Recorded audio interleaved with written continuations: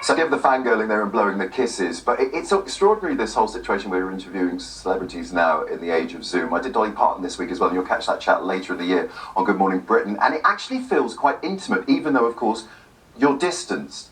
It's an extraordinary thing. It was great to see that Gloria hadn't done the thing which is having the books behind her, of course. She actually had pictures of her family, which was very refreshing, given the fact we have this trend at the moment for us all to prove ourselves literary, which, as you know, Sean and Charlotte, for me is quite the leap of faith. That's what I quite like, that you get a glimpse into the back of their homes, don't you? So you can kind of find out a bit more about them at the same time. Now, it's interesting, she mentioned, obviously, the pandemic, you know, her mask on and everything, and Brazil, of course, has been terribly affected by the coronavirus, as have Florida, where she lives. Does she talk about how she's been affected there, what it's like living through it? She did indeed. She's got a very strong connection with Brazil. It started by listening to records that her mother had, of course, who she lost a couple of years back.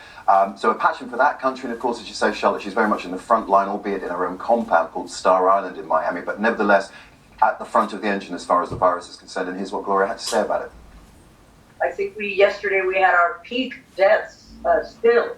I wrote a parody, Put On Your Mask, because literally this is the only public health initiative we have that can truly protect. And had we done that from the beginning, I don't think we would have lost as many people, but you need good leadership for that. You need a mandate, and we haven't had one in the United States or in Brazil.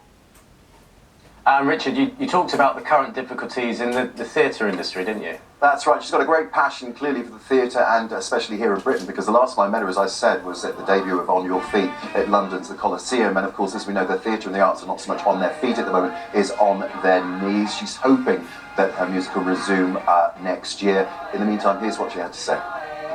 Hopefully we can get back and finish the tour that was so successfully done by all that amazing British cast and On Your Feet, and I'm praying, and I'm praying also for the theater industry in Britain. You know, we're going through the same thing here on Broadway, and there's going to be some tragic losses of venues. Gloria played Naya Rivera's mother in Glee, who sadly lost her life last month. That's right, in the accidental drowning. Very tragic, Sean. Obviously, she was very shocked to hear of the passing of the Glee actress under such tragic circumstances, but of course, she was full of praise for her co-star. Knowing that baby was on that boat by himself, as a mother, I knew that it was practically impossible that she be still alive. And, you know, I've sent prayers out to her family. She was a wonderful, wonderful artist, amazing singer. It was quite a loss, and I feel terrible for her baby and for her family. Yeah, but it had a huge impact on her family. Such a shocking thing to have happened, wasn't it? Gloria also had nothing but praise for her husband Emilio, who's been by her side throughout it all, hasn't he? By her side, indeed, and I sense was slightly out of shot from the Zoom call as well. They've been married for well over 40 years now. Now, lockdown, if you're staying in a compound called Star Island, I'd imagine you could probably spend quite a bit of time apart. And Gloria did say she spent an awful lot of time clearing out her closets, which I would imagine you'd need a rather larger lockdown for than most of us had. But anyway, here's how they fared. He's helped me get through this. You know, we all have battled sadness and depression and fear.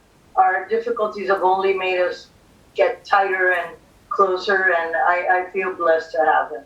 Blessed indeed. And Gloria even went to the lengths of buying a hazmat suit so she could cuddle up to her grandson, who she was desperate to see. I put on the suit right in front of him. I took it out of the package so he would know that there was no cooties on my clothes, so that I could hug my grandson. And he held on to me so long. He was like, he didn't want to let go, and neither did I. It's a hug that I will remember my entire life. Oh, I the love sentiments that. of all of us, I think, I certainly think when we finally get to press the flesh, although I know, Sean, this distance is just perfect between you and I, isn't it? No hands between us, Richard. No hands. No hands and nothing else. Right, always good to talk to you. No Yeah, hands thanks very much, Richard. Good to see you.